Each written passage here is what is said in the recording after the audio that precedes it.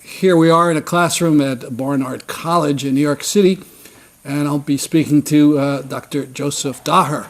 I've interviewed you a number of times over Skype, first time we're meeting in the flesh. Indeed. And we've talked a lot about Syria, and then last night I found you had gone to Palestine, so I was very eager to talk to you about that. So when did you go? Why? What year? That kind of thing. So the first time I went to Palestine, the occupied territories in the West Bank, was in 2010, going through Tel Aviv airport, where I had kind of a harsh time. And the reason was I was with a solidarity movement with the Palestinians. We're doing a report on Palestinian workers in the settlements, the issue also of BDS, solidarity work with various towns and small villages doing weekly demonstrations against the wall, and various other activities of solidarity with Palestinian local groups. I actually should go back. So you're a Swiss citizen, Yes. and so you entered Tel Aviv after coming from Europe. Yes. And you say they had a bit of a rough time. Describe it a little. So I was held for nearly 7-8 hours with 7-8 interrogations in a row. As you said, I am a Swiss citizen, but with a Syrian background. So they asked me a couple of times where did I come from, because my name Daher is quite familiar in the region of the Levant, Lebanon, Palestine, and Syria. They took my mails, they took my telephone, asked my political opinions, my links with the region, etc. And after only 7 hours of this welcome to Israel-Palestine, they let you in. So where did you go in 2010? So we did, I was able to visit the 48 territories, first of all, on my own, Jerusalem, Haifa, Jaffa, etc. And after we did a tour of the West Bank for 3 weeks, we went to Ramallah, we went to Bethlehem, Beit Sahur, Nablus, Jenin, Hebron, and a couple of other villages. Wow. So what are some things that struck you when you were in the West Bank? Obviously, going to the first time in the West Bank, the building of the wall was very impressive, like separating cities in two. Obviously, as well, the presence and the violence of the Israeli security services. A couple of times we went on demonstration, like directly attacking us through various ways, gas attack. I mean, and the system. Oh, gas attacks, you say? Yeah, Tear gas. Tear gas, sorry. Got it. Yeah. And the violence of the occupation, I think, was very much impressive. Even though reading about it, seeing it on television, I think not living it like the Palestinians, obviously, but seeing it, seeing its violence was very impressive. So you went back in 2011? I went back in the summer of 2010 doing voluntary work in the Balata refugee camp, which is in Nablus. The first trip was in 2010? Easter season. Oh, and then you went back again that year, 2010. Yeah. Oh, I'm sorry. So okay. I spent around 2 months this year.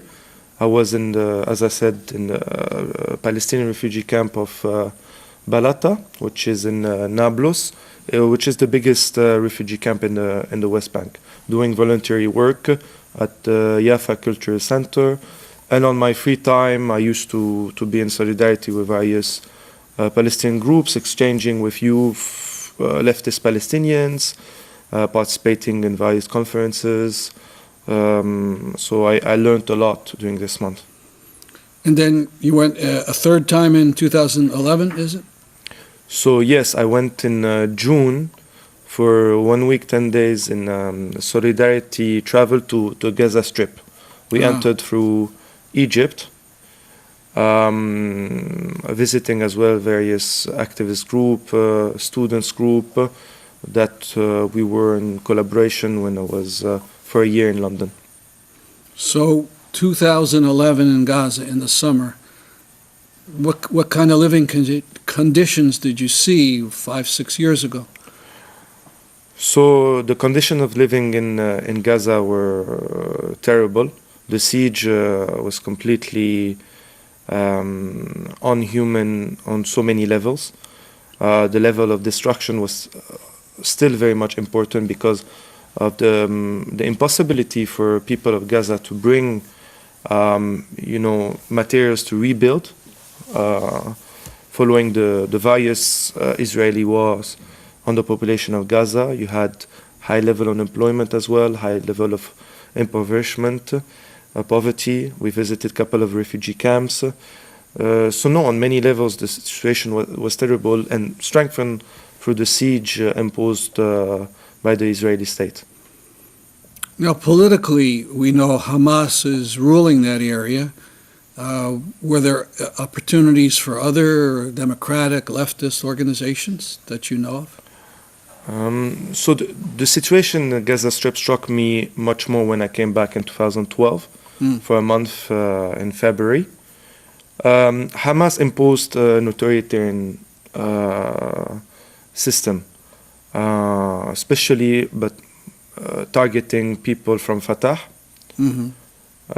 Just as the Palestinian Authority controlled by the Fatah party in the West Bank were repressing Hamas people. So there was a kind of a tit-and-tat strategy on both sides, so repressing each other's activists.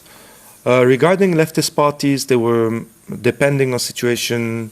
For example, the PFLP was allowed to do some activities, but sometimes they were repressed as well. For example, protesting against, problems of regarding the electricity system, provision of electricity, on social issues, and other political issues. So Hamas was imposing kind of a authoritarian system, just as the Palestinian Authority was doing it in the West Bank as well. Were there examples of non-Hamas efforts at a demonstration, a mobilization that you saw when you were there? So when I was in February 2012 in Gaza, some spontaneous demonstrations of people occurred in favor of the Syrian revolution, but it was repressed by Hamas security services, even if the leadership, or at least some of them, had raised kind of positive feelings towards the Syrian revolution. And the day after, Hamas organized with its own members a demonstration in solidarity with the Syrian uprising. I think it was more about, not allowing any kind of other protest than Hamas demonstration only. When you say repressed, what did they do? The demonstration was completely dispersed, and some Hamas security services repressed some of the demonstrators. They arrest people or hit people? Hit people. Wow. Yeah. So they're in charge and they want to be in charge, even if you have the politics that supposedly they have on that issue. They want to dominate completely the Gaza Strip. Any kind of decent action or challenge to the power is seen as a threat. For example, they also attacked various Salafist groups in the Gaza Strip that were challenging the domination, or that could challenge some, or appeal to some of their bases. This does not mean at the same time that you didn't have the organization of various demonstrations or celebrations. For example, the PFLP used to organize on an annual basis the anniversary of its foundation. So it depended of its relationship with Hamas, actually. Can groups have their own newspapers in Gaza? Yes, definitely. Mm-hmm. All right, so we're thinking back now, 2012. The Syrian revolution has started. 2012 is when Egypt is all in play with Morsi. And what about the tunnels? Nowadays, they've been mostly destroyed by Sisi. But what was going on then in 2012? So I entered Gaza after spending 1 week, 10 days in Egypt, going to the demonstration for the first year of the revolution, anniversaries, massive demonstrations. And going to Gaza Strip, I wanted to enter through the official way. The Egyptian border police did not let me, and therefore I decided to go through the tunnels, which were very well organized. When you arrive on the Palestinian side, you're registered by Hamas. But wait a second, what about on the Egyptian side? Is there a big sign that says tunnel, or I suppose No, not? but actually it wasn't kind of something hidden, because when I was offered the possibility to go through the tunnels was in front of the Egyptian border police. So people would come to me and ask me, do you want to go through the tunnels? It's $100, aller-retour, the two ways. And So the Egyptian, somebody was getting $100? Okay. I think there was kind of agreement, and most probably some of the Egyptian police might have some, interest in this affair, because the people that did the tunnels make great money by the transfer of civilians or transfer of various materials, etc. So on the Egyptian side, you entered a house with a tunnel, and you went through. And what is it? What's the experience? What is the tunnel? How big is it? Scary. Scary, kind of. You have different tunnels. That you have some that are kind of really well made, which on the way back I went through, but I had to walk. I couldn't stand up completely. And others that were really kind of very sharp. This was the way I went in. You said the word sharp? Yeah, I mean really small. Oh, narrow. Narrow, sorry. Yeah. I heard some of these tunnels are really big, and they were bringing in cars. Indeed, they brought cars into the Gaza Strip, various materials that was used to rebuild some of the buildings or to build new buildings, but not on the extent that was enough to rebuild completely the Gaza Strip.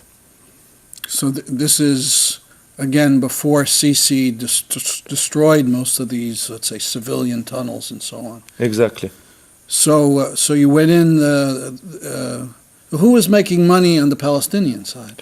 So it was mostly Rafah was a city historically that was divided on one side the Egyptian border and the other side the Palestinian border. But you had families that had linked, tribes that had linked on both sides of the, if you want, of the border.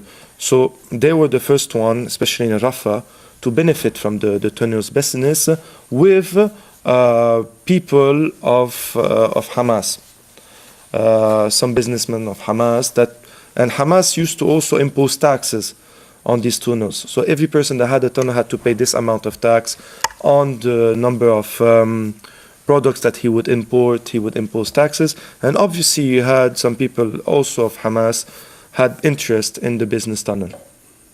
So the money wasn't going to the government of the Gaza Strip. Some of it was going to individual businessmen. Yes. Okay. Now, this is 2012. Yes. The Syrian revolution is going on. Did it come up in conversations? What did people say? Yes, indeed, a lot. When people discovered I was originally from Syria, people were, in the vast majority, in solidarity with the Syrian uprising, saying even that they couldn't believe what they would see on television, that the suffering was even worse in Gaza, which I thought, for a population that had suffered, for decades of oppression, wars, by the Israeli state was something really deep to say these kind of things. And the general feeling, I would say, was solidarity with the Syrian people, and just as they were in solidarity with the various uprisings in the region, more generally speaking. Mm-hmm. And you mentioned this a spontaneous demonstration and then a official demonstration in support of Syria. Yes. So this is 2012. So was there also stuff going on with Egypt, I would suppose? Did you see demonstrations one way or another about that? In the Gaza Strip? In the Gaza Strip. In the Gaza Strip, following the fall of Mubarak, so this was back in 2011, there were demonstrations in the streets of Gaza to celebrate the fall of Mubarak, because he imposed the siege massively, also participated in the siege imposed by the Israelis. But this again was not really well seen by Hamas because they didn't want to see any kind of street mobilization. This is why also they repressed massively the March 15 movement, if you remember, in the West Bank and the Gaza Strip, demanding the end of the division of the Palestinian political group that were repressed both in the Gaza Strip and in the West Bank. So I heard many stories, especially of the March 15 movement when I was in Gaza Strip, of youth people wanting to end of the division, a new Palestinian, national government, national unity, new strategy, how to rebuild the PLO. I didn't witness a lot of demonstration when I was in the month of February in the Gaza Strip. And that was the last time you were there? Yes. And then you returned to Egypt? Egypt and then Lebanon. By a tunnel? Yeah. By the tunnel. And so this is, again, February of 2012. And who's in power now, Morsi or? No, in February 2012, it was still the military, but you just had the legislative elections that gave a near majority for the Muslim Brotherhood, 49%. And in addition, you had also 25% of the Salafists. So you had a parliament in Egypt dominated by Islamic fundamentalist movements, and Hamas saw this with a particularly good eye. They thought the Muslim Brotherhood would help them ease the siege, participate, in to ease the situation, which unfortunately did not really occur. And then just to end up, you do most of your political work on Syria and do the website Syria Freedom Forever. Are you still in contact with some of the people from Gaza? Yes, definitely, and I continue, even though I do a lot of work around the Syrian uprising, to continue speaking and making the links with the Palestinian issue, because I think both the Syrian uprising and the Palestinian issue are links. I mean, Palestinians for decades have been examples of, struggle, showing the way forward for the people of the region by the resistance.